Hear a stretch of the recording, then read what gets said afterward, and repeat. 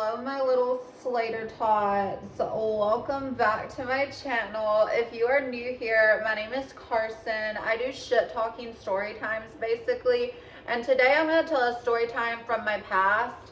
So basically this happened like a while ago. This was back in 2021. I was working as a server, working in Clemson. I was taking some time off of school, trying to figure out what the fuck I wanted to do with my life, and like, you know, I was basically just having fun. And I'm not gonna lie, I was on the apps, but the app I was on was Seeking, and I don't know if you all know what Seeking is, but Seeking is basically a sugar daddy website. It's a sugar dating website, and like basically you can like meet up with wealthy men, and they can like afford you like lifestyle things. They can give you like money, they can take you on nice dates, take you to like events and stuff like that.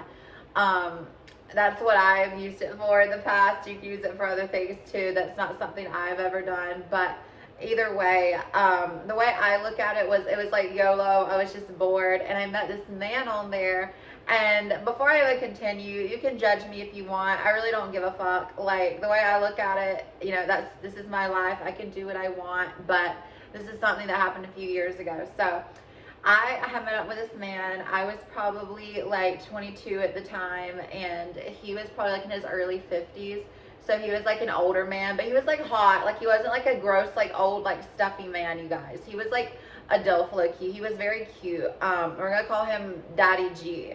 So Daddy G was like probably about 6'2", like 200 pounds. So he was like a big stocky man. He had like salt and pepper hair. His beard was still dark. Like, and he didn't dye it either, because I asked. I was like, because, you know, some of those men go and get that beard dye shit, and it looks horrible because it's like black is like my headboard, and it just doesn't look natural. Because I mean, I dye my hair black too, but the like black that these men use is just so unnatural, and it's like garish looking. But it was not, it was real. Because G Daddy was like Greek ethnicity, so he was very like hairy, and it was just very sexy. But anyway, literally I remember like we talked for a few weeks. He wanted me to come up to Raleigh because he was in Raleigh and I was in Clemson, South Carolina. So it was a pretty long drive, you guys. I mean, it was about a 4-hour drive with traffic and everything. But I drove my happy ass there. I literally remember, like, I called in to work sick because I was supposed to work those 2 days. Because it was like a spur of the moment thing when I actually had said yes. Because initially I was like, no, I probably can't because I have work and this and that. And he was like, well, I'll make it worth your while. And I was like, because this guy was also a doctor. Not only was he a doctor, he was like in mental health, and he was like a like published author and like stuff like that. Like, he really like was like a big wig, sort of to speak, like up in Raleigh. So like I was like, okay, I mean, he's not lying. So I was like, okay. So basically I drove up there, I called in to work, lied to my cousin, said I was sick, and she was like, you can't be doing that, Carson. I was like, I know, but you know, more opportunities are coming my way that are better. So anyway, I drove up there. I got to the hotel first. I checked in. He had like already like bought the hotel room and everything. We had have my name on it. He had put everything only under my name, so he couldn't have access to it, which was nice. And so basically, like, I checked in, and then like he was gonna meet me at this really cute bar across the street from the hotel, because we were in this like really, really nice hotel like downtown. It was like beautiful. It had like crystal chandeliers. It was gorgeous. But all I had to do was like walk across the street. He had this beautiful little patio thing set up. It was gorgeous. It was so private. It was just like he had got the section for us. We were literally just sitting out there talking or whatever. We were having a drink, and literally this guy was so like toxic in a way, because he literally wanted us to come up with fake stories so the bartenders wouldn't think we were like weird. He wanted me to pretend I worked for a company called Condé Nast, like the magazine company. I think that's how you say it. He wanted me to pretend I worked for them, and I was like there like interviewing him, or there like doing something. So it was almost like role play. And mind you, this guy isn't like ugly either, so I was like kind of like into it in a way. So we were sitting there and we were having a good time. The waiter was sort of like, you know, like thinking, he was like, oh, like you really work for a magazine? And I was like, oh yeah. And we were just like talking, just completely fucking lying. And we were just having a good time, right? And so we ended up like going to this other bar, and we got like a little drink, and then he had set us up dinner reservations at this really nice steakhouse. I wish I could remember the name. I'm sure if I had like actually did my due diligence before hitting record, my lazy ass could have like figured it out. But I know they had Wagyu beef, and that was actually my first time having Wagyu, and it was so good, you guys. If you've ever had Wagyu beef, it's the like Japanese like cattle beef. Like the meat is so tender. I mean, it is like the most delicious. I mean, it's just, I can't even explain the texture. Like, it was so delicious, and the experience of the restaurant was just beautiful. I mean, the ambiance, everything. I mean, just everything was like magical and perfect, and I genuinely had a good time. And then after that, we went to this other bar. It was really cool. So he was just taking me to like all these places, right? And we're like still going along with like magazine thing, you know, we're like pretending like we're like a couple, but we're not, right? So basically, like, we were going to this next bar, and when we went to the bar, it was like, I don't really know how to explain the theme of it. I thought it was a really cool place. It reminded me of like, this is a very weird description, but it reminded me of like Alice in Wonderland. Like, it was just very like whimsical, and like the bathroom had like a flower wall, and it was like black and white stripes, like sort of like my pillow back there. And it was like really cute, and it was just like a very like whimsically themed bar. And I just remember, like, I don't know like what ended up like happening, but I got like super drunk, you guys. Like, I got like off my ass drunk. I'm having a good time. The bartenders are fun here. Like, we're just having a good time. I really like this guy, right?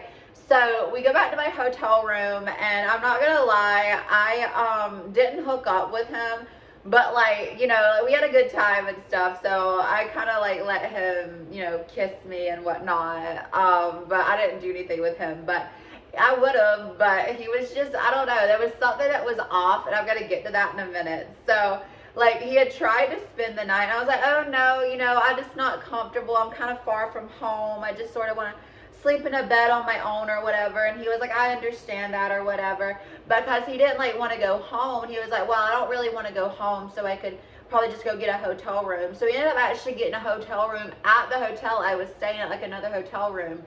And I'm going to tell you guys why, and you probably already know why.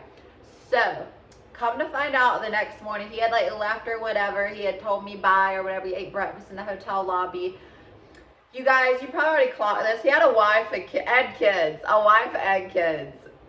Like, this man, and young kids, you guys, young kids. Like, his kids were probably like, I would say probably like, just, I saw the photos as I went and like dug a little bit on Instagram. They're probably like 6 and 7. They weren't double digits. They were not 10 years old. But I thought he would have like older kids, because mind you, this man's like 53. Okay, so like, you know, like my parents are those ages like now, and I'm 24. So I'm like, okay, like, you know what I mean? So I was like, that's kind of odd. So I was like, you know, so I didn't expect that. So it was just out of nowhere. So it just all happened like after he left. I was in the hotel room before I even left that morning, because I had gotten late checkout. So I was like, okay. So basically what ended up happening was I literally went like down to my car, got in the car, and like I was like, okay, I need to get gas. So I was like, and mind you, I had all of this stuff on my mind. I was like, oh my god, this last night I got super drunk. I was a little bit hungover, like just all this stuff. I was literally trying to leave, and then like my parking thing was not working, so I couldn't get out of the like hotel thing. So I had to go back into the hotel and get them to give me a temporary thing so I could get actually out of the parking deck thing, which was annoying.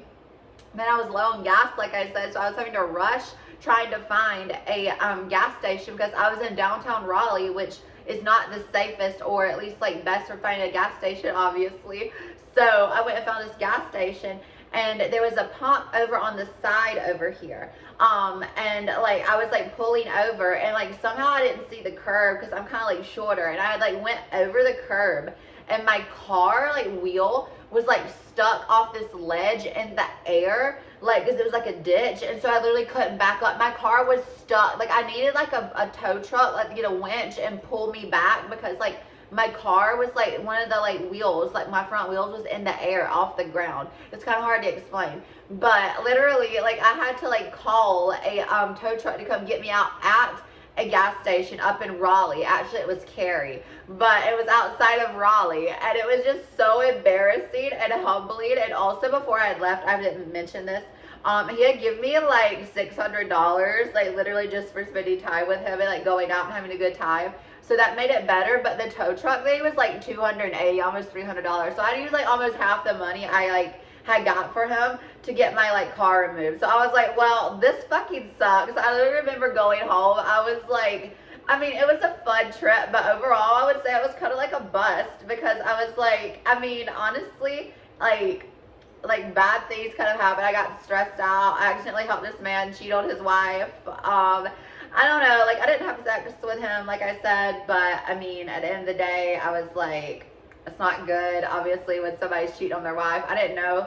Obviously, I wouldn't have done it if I would have known. But it was just like something that happened all in the moment. I wasn't like thinking. It was like in my head, and it literally made me go over that curb. And then my car got stuck because the wheel was in the air. And I was like, okay, now I'm like basically fucked. And I was like, I guess sort of this is like, I don't want to say like what I get, because like, I mean, like I didn't know that he was doing that, but I just thought that was a fun story to share. Like, I just like thought about it earlier this morning, and I was like, you know, like I've had a lot of like funny dating stories, but I don't think I've shared that one. So I was like, you know, he was a DILF, he was sexy, he was a attractive man. I got $600. I got like a almost $300 something like meal out of him. We went to multiple bars, had a beautiful time, got to stay in like a luxurious hotel. Like, it was like a lot of fun, but like overall I just hated having to be a part of doing like a cheating thing. But anyway, with that being said, if you liked this story, I thought it was entertaining and funny,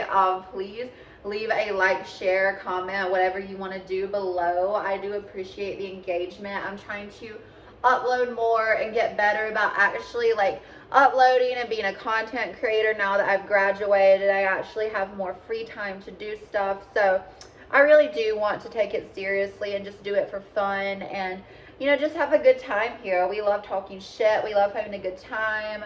We love just being extra and bold. So if you love it, please do subscribe. And yeah.